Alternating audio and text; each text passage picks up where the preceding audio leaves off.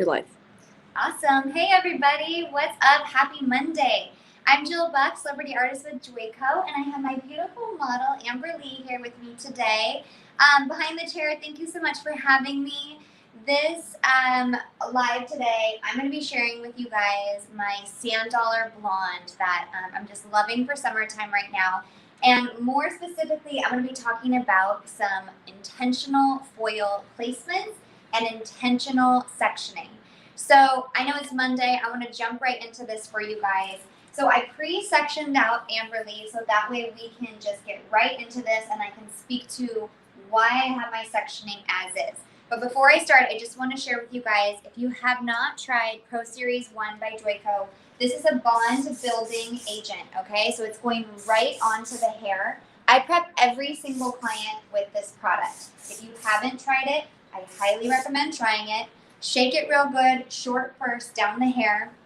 And I think my favorite thing about it is that it's not something I'm mixing into my lightener where then I have to be worried about, okay, now I need to change my developers or anything. So it just goes right onto the dry hair and then you're gonna highlight right over the top of that. So her whole head has been prepped with Pro Series 1 before I go into my sectioning, and it kind of helps me just get through the hair nice and easy too, which I love. All right, so Amber Lee has not had her hair done in a year and she's blonde, right? I know we're all seeing this right now. We're all seeing so much grow out. And it's actually, as an artist, I'm kind of having fun with it. So I hope you guys are too, and taking the opportunity, like, look at all this beautiful grow out, virgin hair I have to work with, and then really just crush this color for her. So here's some sectioning. What I'm gonna do is I'm starting off of a center part on her. Now, if your client doesn't wear a center part, no sweat. I'm doing this for balance, and it's so much of it is the shape of your client's head. So when I start here in the front, I'm really kind of checking it to see how much round does Amber Lee have to her head, and that's where I'm going to decide where my money piece is. So you can come in real close, Serena, and we'll show right here sectioning. So when my comb starts to round, that's right where I'm setting my money piece in here. Now, for me personally, I've really just kind of started to enjoy more of like a skinnier money piece through the front. Sorry if that product gets you. Just laughing you.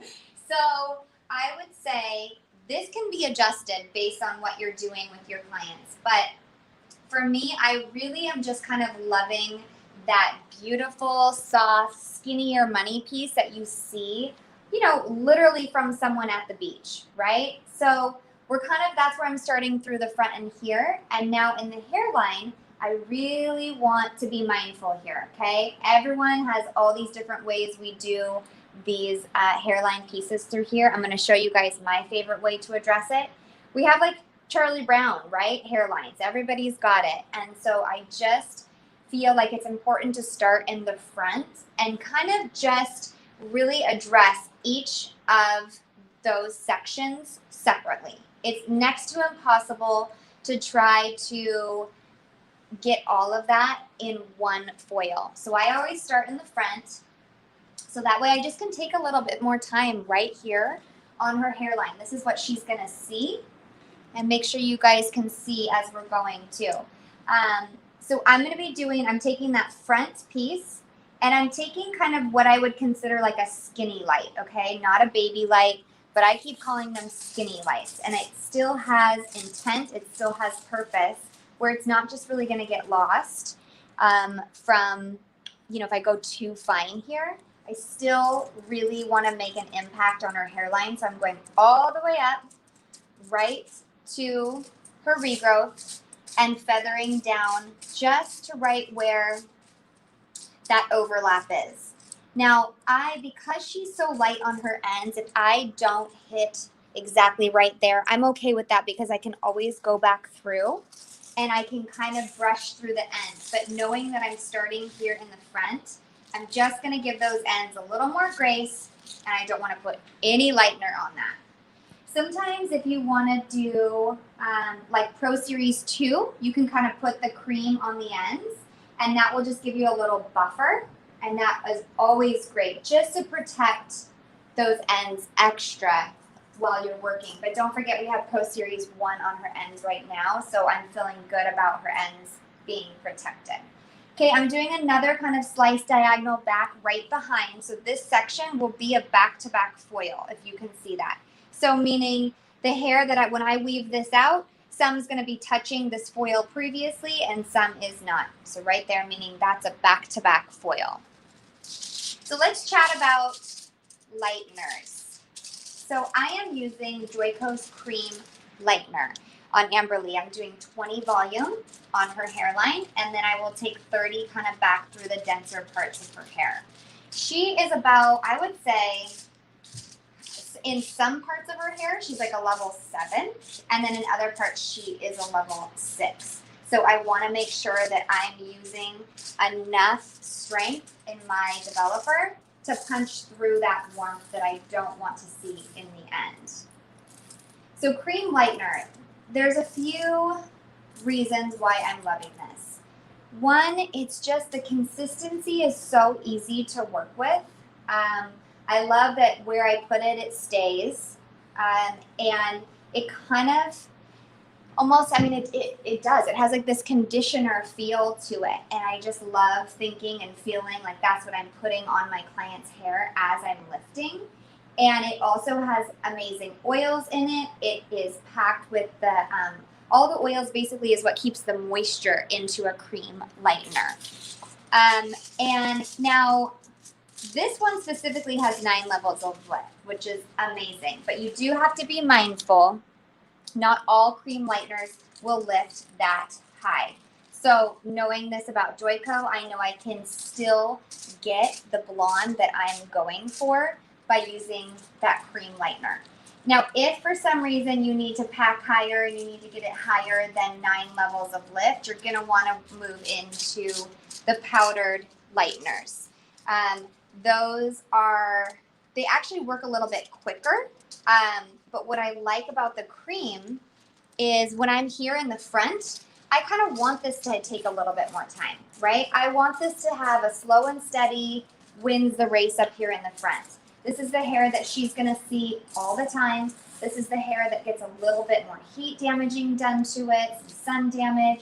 So I really want to make sure that I leave her hair feeling amazing through her hairline. Sometimes what I'll do even is I'll choose a cream lightener through the hairline, and then as I'm moving towards the back, I switch and I move into my powder lighteners, so it kind of is then all processing at the same time. Somebody wants to know why you started in the front. Okay, great question. So I'm starting in the front because of the detail work that I'm giving to Amberly. She has so much grow out, and I know that right now, after not having her hair done for a year, what's important to her is how this feels around her face, okay? So I'm really wanting to give some good detail work here rather than starting in the back. My other thing too is if I want to speed up this process, like I said, I can use a powder lightener through the back and keep the cream on the front. The powder is going to work a little bit quicker. And second to that, if I decided or needed to heat up any foils, I personally want to heat up the foils in the back, nothing that's sitting on her hairline. And that's just sort of like I've just found the way that with blondes, that's how I can just work a little bit better, and I let the cream lightener just do its thing. So it needs more time. That's sort of why I'm starting in the front as well. And somebody also wants to know, what is your definition of a money piece? Okay, so money piece specifically, I would say this is a trending, topic that's become, what is that front hairline piece? What does that mean to somebody? And that money piece meaning that's what all the clients want, right? That's what they're coming for. That's what they want, and that's what makes them feel the best. So money pieces can range anywhere from something super thick. We saw like a really big 90s trend kind of happen, right? Where everybody wanted that thick money piece. We've seen, money pieces that are a little bit kind of more square. We've seen more angled. And what I'm specifically going for today on Amberly is I want to have more of that sun-kissed, like beautiful beach, like that skinny piece that you see on the little girls that are hanging out at the beach all day. Like I want something more like that on her. Knowing that she's this dark and has this much grow out, If I just go and give her this big old huge bang and money piece, it's going to feel really intense next to this unless I'm just blasting her whole head with highlights.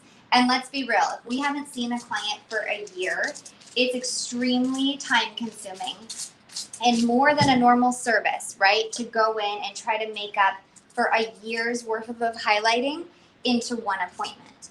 So I can't encourage you enough to really, when you are first seeing these clients again, give them what they're hoping for, right? In the sense of they want to feel blonder, they want to feel beautiful, but you also need to be realistic with them so that they understand that normally I would be highlighting your hair probably, I don't know what, 4 times in the year, if not more. So this hair cannot be tackled in one appointment. So that's why, again, give them these front pieces that they love so much, and next appointment you can take time to retouch and then kind of keep cruising through all of this grout to get them back to the color that they're hoping for. All right, I'm going to recap real quick on the front. So because I'm keeping a skinnier money piece, a skinnier face framing, I'm only doing 2 back to back. Now I'm putting depth in between, okay? And I am going to continue on going straight off of her hairline and kicking back. So it almost is creating a little bit of a triangle shaped pattern. And what that is going to do for me is it's going to give me depth to the back of my piece, my bright piece in the front. And I feel like we all know that you can only have lightness with depth next to it, right? If I just blasted this all solid blonde, she's not going to feel as bright as when we add dimension next to these blondes. So you just want to be intentional about your highlighting, that you're taking that front piece that's right on her hairline so she doesn't feel dark at all, and then all the way to that back section as well. I never take a section too wide that I feel like I can't control, especially if you're not working with an assistant to be holding those foils for you. You really want to work clean. I can't emphasize enough too how much that makes your work just stand out so much more. It makes your life so much easier when you work clean. You can work so much quicker, and it is less time with every other situation. It's less time toning at the bowl because now you didn't miss a chunk, or then this section didn't lift the same as the front. So really be mindful about that. And again, each service you're tackling what it is you can accomplish in the time frame that you've booked for that client. Okay, so we're going to keep moving up the head, and as you see, this is going to kind of start to fan back, right, as we work through our sectioning.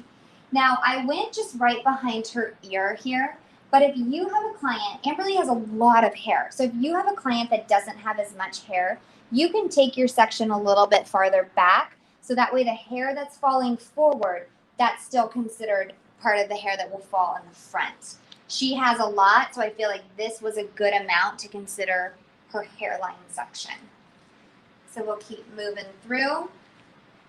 And I'm still just taking, I would say, this is a pretty small 1/4 inch section here. She has a lot of hair. So I need to make sure that I'm taking a fine enough section that my product will penetrate through. Right? Sometimes if we get too heavy and too thick in our actual weaves, we're not saturating the hair enough, and then that's how you can get those splotchy results. And it's so frustrating at the bowl to be like, dang it, that just did not lift. The strand did not lift the same. So I'm being very cautious that this color and my lightener is penetrating all the way through, and I'm getting really good even saturation. Somebody wants to know, what trends are you seeing most right now? Yeah, that's a great question. I feel like I have a lot of clients asking that question right now too.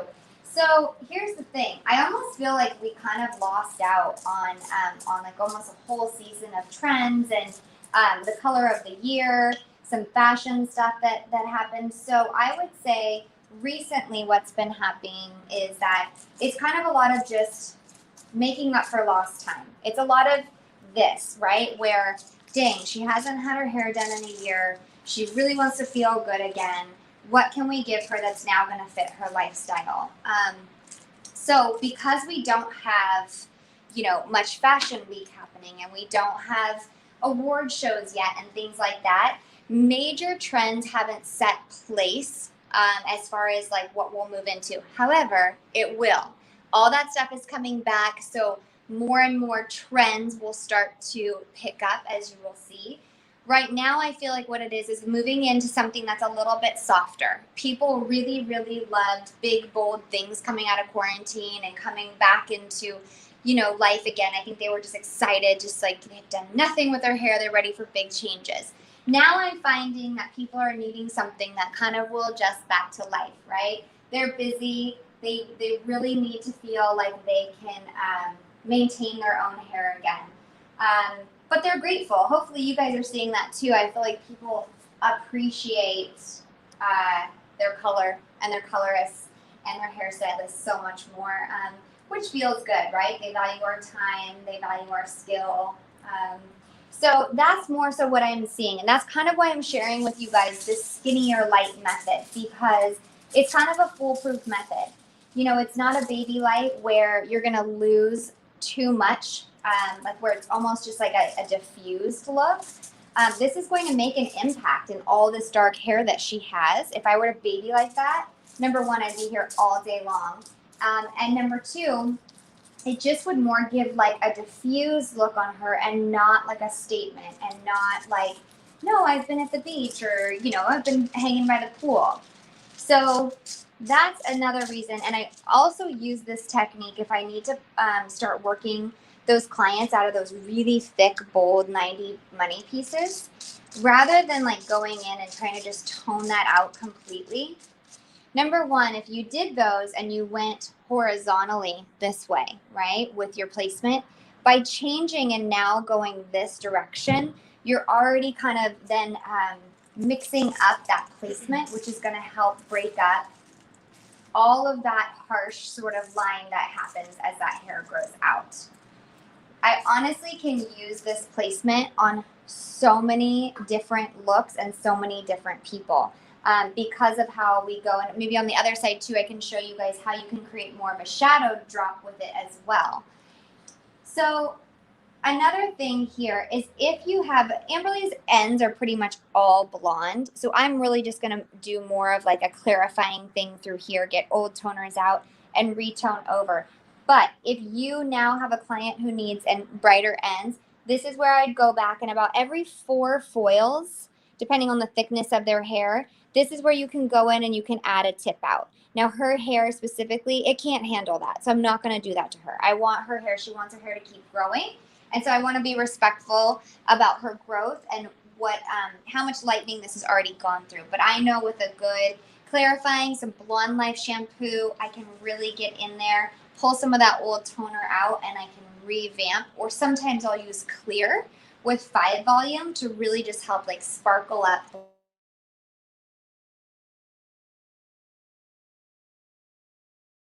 Can't handle it. Okay, let's move over here. We're almost to our kind of like our final sectioning through here. So I'm going to start going and moving this direction so that I'm always staying on my part lines. Otherwise, you end up putting like so many different foils in here. So I'm kind of just rotating a little bit with my sectioning, knowing I have that depth that's running through the back and really popping through the front. And keeping still, I'm right on that hairline, and I'm always taking, in any section, no matter what size it is, I'm taking a weave from the front of it and I'm taking a weave from the back of it. Now, the reason I'm doing that, when I stay consistent through the whole service, I'm connecting each foil, right? It's like a foolproof system to know that I'm connecting each of them together. And I don't have to worry about any spots. You know how sometimes in between foils, you take them out and you're like, whoa, why was that section, so why do I have a dark section in between those foils? And so this, I feel like, is an easy, foolproof way to make that happen. No weird dark spots afterward. And really locking in those foils, again, like I said before, working clean will help everything so much faster. Okay, this very section, this front section here, this is going to be her skinny piece that falls right on her face. So really want to work on the detail, work through here, paying attention to what we're doing. Now, the other thing with this sectioning that I want to mention, when someone has more of a rounded head, knowing this hair here, it's going to push and fall forward, right? So those kind of create, this sectioning in here creates almost that like veil for you. So when you're going right in here and you're creating this skinny piece in here, just go for it. I know, and I don't need to be afraid that it's going to feel too bright through here because of how I did my sectioning. And I know it's going to be balanced because I went right down the middle. And I don't have to be worried about feeling like, oh, did I get this side blonder? We're going right off of her hairline so everything stays nice and balanced. I'm going to take this all the way up to her root here. I'm doing not so much blending in here because I really want to get in there tight and be mindful that you're not overlapping, right? Just take that extra little second, pull that hair, and just hit the dark stuff. Again, I'm still just using Blonde Life Cream Lightener and 20 volume on her hairline. When I need to, when I get through the back, I can either switch to my powder lightener depending on how long it takes me to get through her hair, or I can keep working with my cream lightener and my bump it up to 30 volume. Still into this money section here. So I wanted to mention to you guys too that Joico's doing a giveaway while I'm going through this live. They're giving away some great color. So all you have to do to be entered into this giveaway is to ask me a question. So super easy. Anytime you connect with me, ask a question here during this live, you're entered into the giveaway. So ask away. I have Serena here helping me out as we go through. After I finish this section, I want to just kind of chat about the other sections so you guys understand why I have these sections going the direction that I do. It's like an essential sort of foil placement that I'll use for so many different things. I'll use it when I'm applying like a base and I want some good dimension happening through there, a base with then putting highlights through it, or I'm using two different, for permanent colors to use. I do it with my red heads all the time. So I really want to share that with you guys as well. Weave out these darker pieces here and just hit those and make sure, again, this is all nice and saturated. When I go to open my foils back at the bowl and check all of this, I'll always keep a little cream lightener with me because that will help sometimes to go back and just re-hit anything that I feel like I may have missed, or that little line of demarcation where sometimes you just need to soften through there and get it to blend perfectly. So this is a pretty skinny piece in here, but you know what? It matters, right? It matters with how her hair is falling.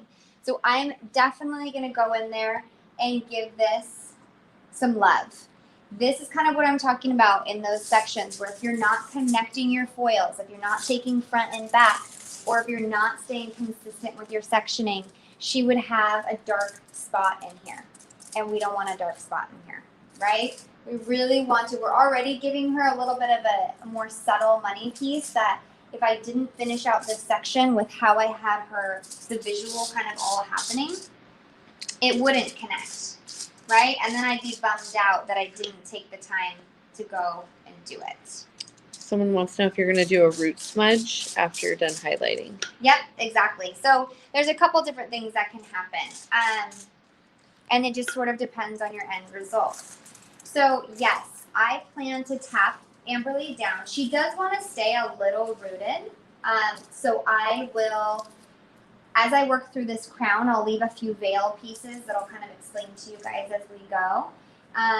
But I will definitely tap down through the crown. And then her front pieces, I only back tap those.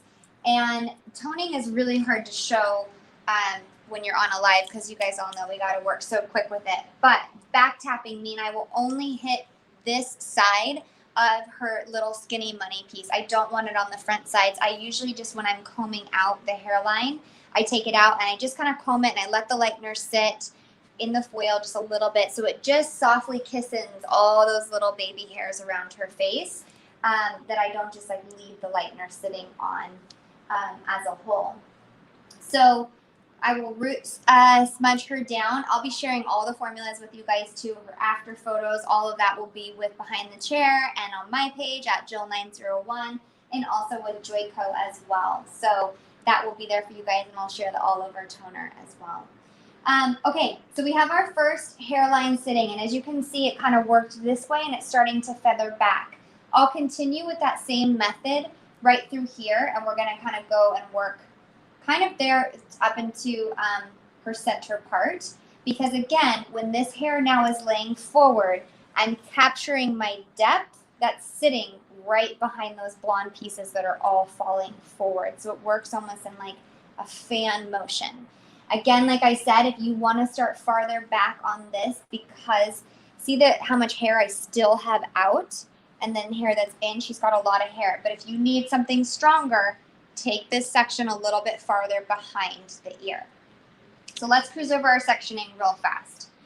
Hairline here, off of a center part. We first found our money piece by the round of her head. Now the same thing when I come to this section in the back. I dropped Amberly's hair down and see what hair is falling this direction, right? What hair is falling back? Because this whole section is considered my veil, okay? It's what cascades down over the top of all of her hair. All my lightness and brightness, I really want to burst from out from underneath and then cascade and have beautiful pieces running over the top of it. So next section down, this is kind of that depth section in here. This is that piece that you want your depth to remain through here so that you have your veil here, your lightness and brightness, and then the depth laying over the top is what really helps make all of this pop. Okay, so that's sort of this sectioning. Let me turn her all the way so you can really see. It's just above or just at her occipital here. And again, this can adjust a tiny bit based on how much hair they have, but really I'm going with where her hair falls. I'm such a visual placement person. So when I take this hair down, you can really see this is all internal. See, she has enough to cover all of this. So no matter if she wears her hair up, she's not going to have like a block of dark hair because it's all internal. It's going to mix in. Okay. Same thing with everything in the front. Where I see her hair falling and enough to make an impact, that's her front pieces. And the back, just past the round of her head, when I take this section and I drop it, okay, you can see how this is going to fall forward and be so beautiful. See how it almost creates a tap for me because it's underneath, right? My lightness and brightness is all underneath. And I'll sprinkle through here. And same thing here. When this cascades back, it's going to give that perfect veil coverage. So I can't emphasize enough to you guys, be dropping your sectioning and really pay attention to where that hair is going to fall rather than just going through the motions. And it's like, oh, I do this, you know, I do a highlight here, or I do this because Jill said I put a highlight there. Every client has their own kind of unique shape about them. So really just make sure you're paying attention to that as you foil. So I'm going to skip a couple sections only because I won't have time to get through all of her hair as we go, but I want to be able to educate on a few different things. Through the back here, there's options. Now, Amberly wants to stay rooted, okay? She's been super light. She wants a little more root happening. So there's a couple different ways we can do this. We can start with a diagonal, okay? And that way when she pulls her hair up, she really has something happening here. And then what I would do is I'd move into a horizontal, okay, going right off of that. Now, the reason being is because every time you do a horizontal a diagonal with a horizontal, you create a triangle within that shape. So let's kind of do a couple through here. And you create this triangle, which then in turn is creating depth for you. Okay, it's doing the work for you, which we all love that, right? My placement, again, is intentional. And by being intentional, it's going to make my work feel that much more custom. And the result just that much more guaranteed, right? Do you guys ever do some placement and you're just like, well, I'm not really sure what this is going to look like. So I really like to encourage you guys to know ahead of time what that section is going to produce for you, okay? So I'll kind of be more feathered when I work through the back always, right? I mean, not really in any world do we have like a money piece happening from underneath. It's fun to have some lightness and brightness through here, but we don't need big, bold pieces happening. Okay, so then I'll go through, and also because just make sure I'm hitting everything, we'll drop a horizontal and kind of cover that whole section through the back. And I'm keeping with the same highlighting pattern, okay? So meaning it's still a skinny light. It's going to be really consistent throughout her head. Somebody wants to know if you would change your placement if they had a side part. So that's a great question. I will not change my placement because this is more, it's not about her styled look, right? This is about just balance all over her head. And I need something that's going to grow out beautifully for her. So if I limit it to where she's parting her hair, for me personally as a colorist, I feel like then I'm limiting what I can kind of give her. Okay, so I like to always go off of a center part, and then I can kind of always make sure everything's balanced, and then based off of different rounds of her head and different guidelines, where I'm going to speak about how you can change up the hairline, different guidelines on her head are only going to work if I'm balanced and down the center. Okay, so we have sort of like our diagonal, our horizontal, and now we'll go back to a diagonal. And by doing this, can you see here, I've created now a pocket, right? A depth through here. And that is just going to guarantee that I have that dimension running through there. So I love to mix up my patterns by going horizontal, then into a diagonal, then back to a horizontal. Through the back, I'm going to drop this a bit. Like I said, we do not need money pieces blasted on this underside hair. For me, that's just not my preference. Give it a little bit more feathering. And I would say your lightener is, so I'm keeping 20 volume here. I have a long way to go on Amberly's hair. She's got a ton of hair, and I don't want these hairline pieces, even the stuff in the back, to feel compromised, right? It still gets some decent wear and tear through the back. Is there a difference between a skinny light and a baby light? Yes, totally. That's another great question. You guys are asking some good questions today. Yes. So baby light, right? Let's do a baby light real quick. To me, when I'm in a baby light, and everyone's a little bit different, but when I baby light, I'm going to go in here and I'm doing like micro little, right? Kind of a thing. And what that's doing, if you can see, it's kind of creating more of a diffused look over that hair. So it's almost like a really skinny slice in a sense. What I want, because that will get lost in her hair in 2 seconds. So I'm creating more of an intentional weave where she's going to still have dimension running through there, and it won't be as thin. And then when I go to redo her hair as well, I can actually see this placement versus a baby light. I mean, it's like next to impossible, right? You can't re-pick up your own baby weaves. So this is creating more depth and more dimension for her than what a baby light would. Now, she told me that she wanted an all over blonde look and she wanted to feel more solid blonde. I could use a baby technique for sure. Or I'm sorry, the baby lighting technique on her. It might take me 3 days with how much hair she has. But if that's what she wanted, I would probably end up doing it where I'm like, okay, today I will tackle the crown for you and your hairline. And your next appointment will work through the back. Hopefully that helps you out. Okay, so, and that is hopefully making sense as well, where we switch up. We have a horizontal, diagonal. we'd move back and switch all the way up and rotate through the whole nape area for her. And then again, I would continue that all the way through this back section. I'm going to leave this. I'm going to leave it alone. I want depth in here. When I'm bringing all this beautiful hair beautiful color up into here, I need some depth. If I just blast all of this, I'm going to lose all my hard work and everything I've created within there. So we're skipping around just a little. Hopefully this is all making sense. We'd continue this method up to here. I'd leave her alone here if she needed some tip outs. Every now and then, that's what I see through this section. People need to be tipped out.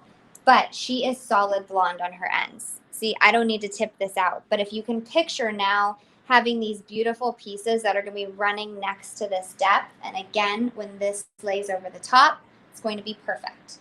So this worked to my advantage. Her grow out there, I love.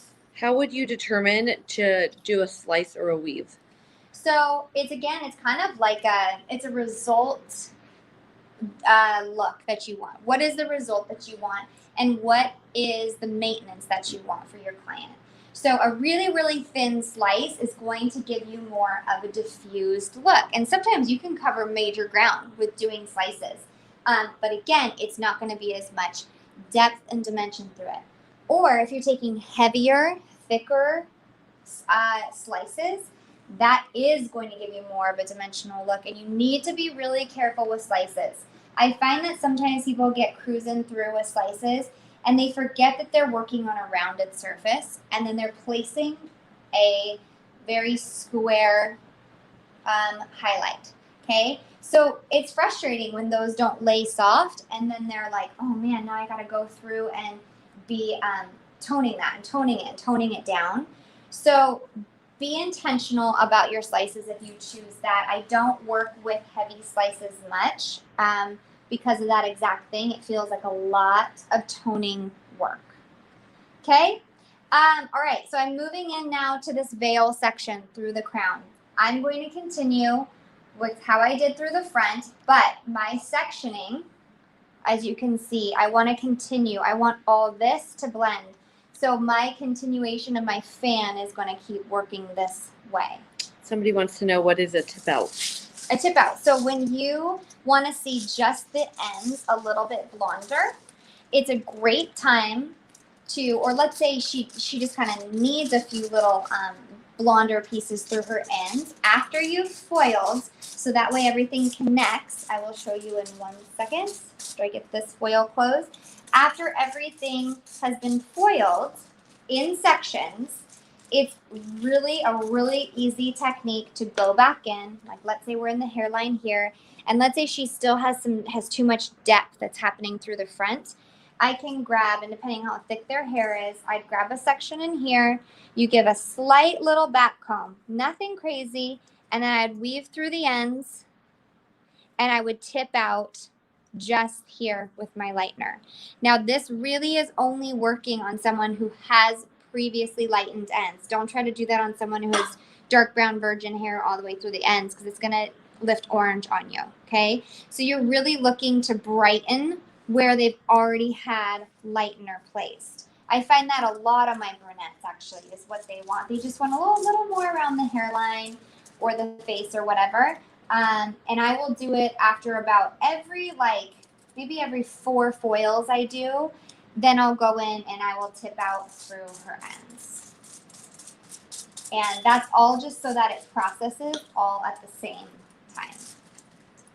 All right, so through here, I am back in the mids now. And now my cream lightener has sat for, I don't know, how long have we been on this live? 20-ish minutes, right? 40. So 30, 40, oh man, I talk a lot. That I am going to kick up my developer here. I'm going to go back into now using 30 volume. This is super dense hair in here. And I'm going to also make my sectioning just ever so slightly bigger. I want depth, and I want this just to cascade over lightness and brightness coming from underneath. So we'll keep working this way. Okay, I'll continue to work through here, and you can see now, as long as I grab from here, and here, my foils are always connected and I won't have a weird, awkward, dark piece. And I'm going to give you a little close up too of like what I consider kind of like a skinny light. Is there a reason why you fold your foils inside versus outside? No, there's not. It's really just a preference. Sometimes people want the tab going the other way so they can lock the foil. I'll really only do that if I'm like trying to get somebody like, or if someone's like a level, if they're naturally like a level 9 and I know I can like lock it in there and pretty much get the lightener on there without causing a bleed spot, I'll do it that way. But no, there's no real, it's just a preference thing. It's sort of what you get used to. And actually, I typically work with an assistant where she's holding the foils for me. So maybe she puts them the other way. I don't know. I just know this is what but it doesn't make a difference either way.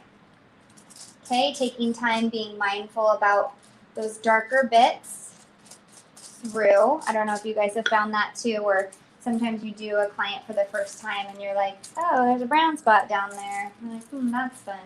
It's because someone didn't take the time, right, to go and pull those out.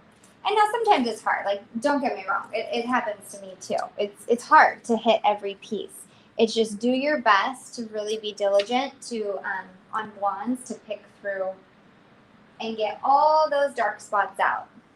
All right, so we'll continue to work up. At this point, if you need larger foils, by all means, use a larger foil to cover ground through here. Because you, again, like I said, you really want to make sure you're not giving yourself more work than what you have to. If you need to do a subsection, that's another one of my favorite things I love to do. So after I've sectioned, I'll take a subsection.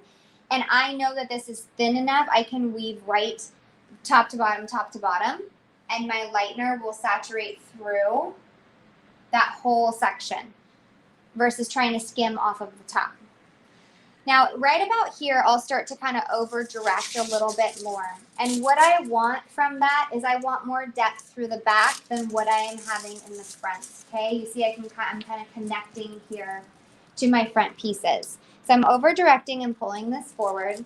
I set kind of my lightener pretty far down so that I know I have room to foil. And without working with an assistant, that is what helps kind of keep your foil in place for you. Now, if it moves around and this is loose, it's okay. I've already set sort of how much depth I want in there. So it's okay if I let go of it. Would you do your tip outs? Do you ever do them open air or always in foil? So I'm kind of a control freak, and open air is only something I'll use on somebody who's like already a level 8 or higher. I just don't want to deal with the fact that it maybe didn't lighten enough for what I need, especially like in Amber Lee's case where we're taking her light. You know, we need her at like a 9.5, right? 10 banana peel inside of a banana color. So if I were to just go and open air on some of this darker stuff, there's no way it's going to get to where I need it to get to. And then it just causes that much more problems for you. So if you wanted to just softly kiss somebody, you know, a half a step lighter, absolutely. Open air, go for it. Otherwise, I recommend doing it in a foil. You just have that much more control. Okay, you guys, I have to wrap it up so that way I can get this done for you and then I'm not going over my time. If you guys have any more questions, though, please reach out to me on Instagram. It's at Jill901. Also, I'm going to get her finished up, and I will share all the looks there for you guys. I want to see if you guys try this. If you try out this technique, I love seeing it in action, so send it to me. I'd love to see, or tag me in a photo or something. We'll keep working here, and I will take a photo of my finished foil placement as well, too, so you guys can kind of understand how this is all tying together. One quick thing I wanted to add.